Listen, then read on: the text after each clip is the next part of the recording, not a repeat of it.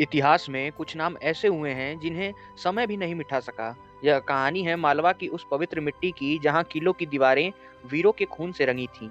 यह कहानी है उस राजा की जो तलवार उठाता तो बड़े बड़े दुश्मन कांप जाते और जब उसकी कलम चलती तो बड़े बड़े विद्वान भी नतमस्तक हो जाते। हम बात कर रहे हैं परमार वंश के महाप्रतापी राजा भोज की, जिनके लिए सिंहासन तक का सफर फूलों से नहीं बल्कि कांटों से सजा था। एक ऐसा कांटे जो उनके अपने ही परिवार वालों ने बिछाए थे जब भोज मात्र 11 वर्ष के थे। लेकिन सवाल यह है कि राजा भोज आखिर थे कौन? क्या वो सिर्फ एक वीर योद्धा थे या एक ऐसे विद्वान जिनके सामने बड़े बड़े आचार्य भी नतमस्तक हो जाते थे? और क्या है पूरा रहस्य उस कहावत का जिसने राजा भोज को अमर बना दिया है, जो कि है कहाँ राजा भोज और कहाँ गंगू तेली। जब मैं इस कहावत की सच्चाई बताऊंगा तो आप भी चौंक जाएंगे। और सबसे बड़ा प्रश्न कि ऐसे वीर योद्धा का आखिर अंत। तो मित्रों, आज हम इस डॉक्यूमेंट्री में राजा भोज की पूरी कहानी को जानेंगे, जन्म से लेकर मृत्यु तक और उनके बड़े साम्राज्य तक, युद्ध से ज्ञान तक और इतिहास से लोक कथाओं तक। तो वीडियो को अंत तक जरूर देखें। 10वीं शताब्दी का अंत हो रहा था।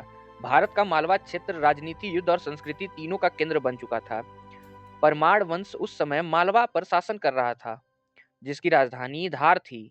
इसी परमार वंश में लगभग 980 ईस्वी के आसपास एक बालक ने जन्म लिया, जिसका नाम रखा गया भोज, जो परमार राजा सिंधु राज का पुत्र था और उनकी माता का नाम सावित्री बताया जाता है। उस समय किसी ने नहीं सोचा होगा कि यह बालक आगे चलकर मालवा ही नहीं बल्कि पूरे भारत के इतिहास में अमर हो जाएगा। भोज का बचपन एक राजकुमार की तरह प्रारंभ हुआ, जहां शास्त्र और शस्त्र दोनों ही शिक्षाएं दी गईं।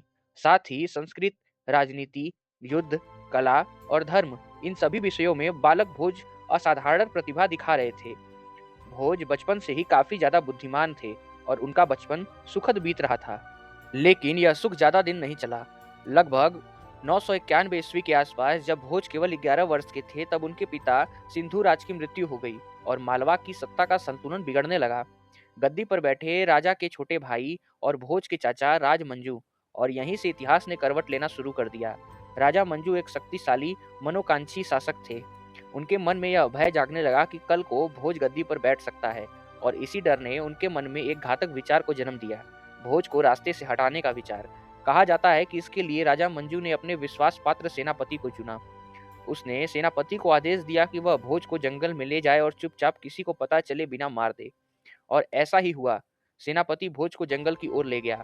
भोज बुद्धिमान थे और वे समझ गए कि उनके साथ क्या होने वाला है, और तभी उन्होंने अपनी जांग से खून निकालकर एक पत्ते पर संस्कृत में एक श्लोक लिखा और सेनापति को देते हुए कहा कि यह राजा मंजू को दे देना। जब सेनापति ने वह श्लोक देखा तो वह चकित रह गया और उसने जाकर वह राजा मंजू को दिखाया, और यह दिखाते ही राजा मंजू के होश उड़ गए। आज तक किसी को नहीं पता कि उसमें क्या लिखा था, पर माना जाता है कि उस श्लोक को पढ़कर राजा मंजू का हृदय परिवर्तन हो गया और उसने तुरंत भोज को बुलाकर उसे अपना उत्तराधिकारी घोषित कर दिया। लेकिन यह तो बस शुरुआत थी। असली परीक्षा, असली युद्ध और असली इतिहास अभी बाकी था। लेकिन उनके असली इतिहास को जानने से पहले हम यह जान लेते हैं कि राजा भोज और कहाँ गंगू तेली, इस कहावत के पीछे क्या रहस्य है। लगभग 1010 ईस्वी के आसपास भोज को मालवा का राजा बना दिया गया। लोक कथाओं के अनुसार राजा भोज एक न्यायप्रिय और दयालु राजा थे।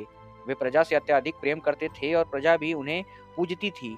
राजा भोज रात में भेष बदलकर अपने राज्य में घूमते थे ताकि प्रजा के दुख सुख को जान सके। और एक रात जब वे एक ब्राह्मण पति पत्नी की झोपड़ी के पास से गुजर रहे थे, तब उन्होंने उन्हें बात करते हुए सुना। ब्राह्मण अपनी पत्नी से कह रहा था कि अब वह काफी बूढ़ा हो गया है और कमजोर हो चुका है। अब वह यजमानों के घर जाकर पूजा पाठ नहीं कर सकता। इस पर उसकी पत्नी ने कहा, तो फिर स्वामी हमारा घर कैसे चलेगा? हमारा तो कोई पुत्र भी नहीं है। इस पर ब्राह्मण चिंतित हो गए और कहा कि अब राजा भोज ही कुछ कर सकते हैं।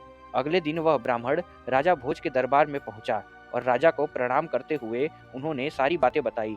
राजा यह सब पहले ही जानते थे, इसलिए उन्होंने उस ब्राह्मण को 100 सोने के सिक्के दान में दिए ताकि वह अपना जीवन यापन कर सकते। इससे ब्राह्मण अत्यधिक खुश था, क्योंकि इतने ज्यादा सिक्कों से वह अपना बाकी जीवन खुशहाल तरीके से बिता सकता था और अपनी सारी रोजमर्रा की जरूरत पूरी कर सकता था। यह खुशखबरी उसने घर आकर अपनी पत्नी को भी बताई। दोनों काफी खुश थे और रात में सोने से पहले उन सिक्कों को एक बक्से में रख दिया, और जब वह सुबह उठे तो देखा कि सिक्के गायब थे। यह देखकर ब्राह्मण चौंक गया। उसने घबराहट में यह बात जाकर राजा भोज को बताई। राजा भोज भी चौंक गए, पर फिर राजा भोज ने उस ब्राह्मण को फिर से 100 सोने के सिक्के उपहार में दिए। ब्राह्मण फिर से खुशी-खुशी अपने घर लौट आया और रात में सोने से पहले फिर उन सिक्कों को उस संदूक में रख दिया और इस बार ताला अच्छे से लगा दिया। फिर रात में अचानक उसके घर राजा भोज आए और उन्होंने ब्राह्मण से कहा, ब्राह्मण देवता, हमारा राज्य खतरे में है। एक बड़ी विपदा आ पड़ी है, इसलिए आप मुझे वो 100 सिक्के वापस कर दीजिए। अभी हमारे राज्य को उसकी आवश्यकता है। यह बात सुनकर ब्राह्मण ने राजा भोज को वो सिक्के वापस दे दिए और सो गया। जब सुबह उसकी नींद खुली तो वो सिक्के संदूक से गायब थे और जब ब्राह्मण ने बताया कि राजा भोज उन्हें ले गए, तब उनकी पत्नी ने कहा कि ऐसा कैसे हो सकता है? हमारे यहाँ रात में तो कोई आया ही नहीं। जरूर वह बहरूबिया होगा या आपने कोई बुरा सपना देखा होगा। फिर दुखी ब्राह्मण ने यह सारी बातें जाकर राजा भोज को बताई। तब राजा भोज चौंक गए। उन्होंने कहा कि मेरे जैसा कैसे हो सकता है कोई? जरूर कोई बहरूबिया होगा। इतना कहकर राजा भोज शांत हो गए और उन्होंने ब्राह्मण को फिर से 100 सिक्के दिए। लेकिन इस बार राजा भोज ने तय किया कि वे स्वयं ही देखेंगे कि आखिर ऐसा कैसे हो सकता है कि रात में कोई सोने के सिक्के भेष बदल कर ले जाए। फिर रात में राजा भोज भेष बदलकर उस ब्राह्मण की कुटिया के सामने पहुंचे और तभी उन्होंने देखा कि उन्हीं की तरह दिखने वाला व्यक्ति कुटिया में प्रवेश करता है और ब्राह्मण से उन सिक्कों को मांगता है।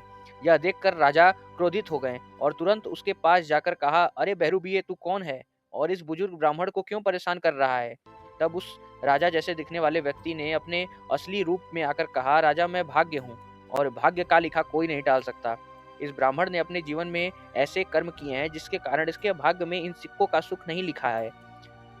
सबको अपने कर्मों का फल भुगतना पड़ता है। यह सुनकर राजा सोच में पड़ गए। फिर करुणा भरे स्वर में कहा, तो महोदय, मैं आपसे विनती करता हूँ कि इस ब्राह्मण को बख्श दीजिए।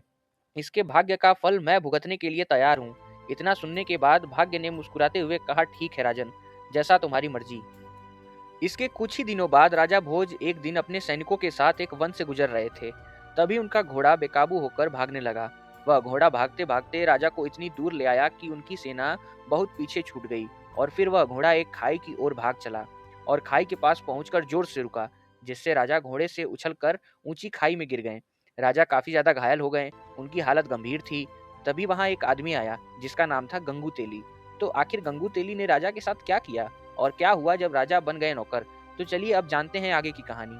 लेकिन उससे पहले अगर आपको यह वीडियो अच्छी लग रही है तो वीडियो को एक लाइक जरूर करें। गंगू तेली ने जब घायल व्यक्ति को देखा तब वह नहीं जानता था कि वह कौन था। राजा भोज बेहोशी की हालत में थे। गंगू तेली ने उन्हें अपने बैलगाड़ी में सुलाया और अपने घर ले आया। गंगू तेली ने राजा भोज की दिन रात सेवा की, उनकी मलहम पट्टी की, जिसके बाद कुछ ही दिनों में राजा भोज ठीक हो गए और जब उन्हें होश आया तो वे समझ नहीं पाए कि वह कहाँ हैं। उन्होंने अपने सामने जीवनदाता को देखा, पर राजा नहीं जानते थे कि वे किस राज्य में हैं। इसलिए उन्हें लगा कि यह दुश्मन का राज्य हो सकता है। इसलिए उन्होंने गंगू तेली से कुछ नहीं कहा। गंगू तेली ने राजा को एक आम और लाचार आदमी समझकर अपने यहाँ काम पर रखने को सोचा और उसने राजा को कोल्हू पेरने का काम दिया। राजा ने यह काम खुशी खुशी स्वीकार किया और हर दिन राजा कोल्हू के बैल की तरह कोल्हू पेरते और तेल निकालते। एक दिन राजा को कोल्हू पर पहर पड़ते कुछ गाने लगे, जिसे सुन राजा का संगीत सुनकर आसपास के लोग काफी पसंद हुए और मंत्रमुग्ध हो गए। उन्हें राजा का संगीत काफी पसंद आया। राजा काफी अच्छा गाना गाते थे, जिससे गंगू तेली का तेल भी ज्यादा बिकने लगा। राजा भोज अपने जीवनदाता का कर्ज चुकाना चाहते थे, इसलिए पूरी तरह ठीक होने के बाद भी चुप रहे और अपनी असलियत नहीं बताई।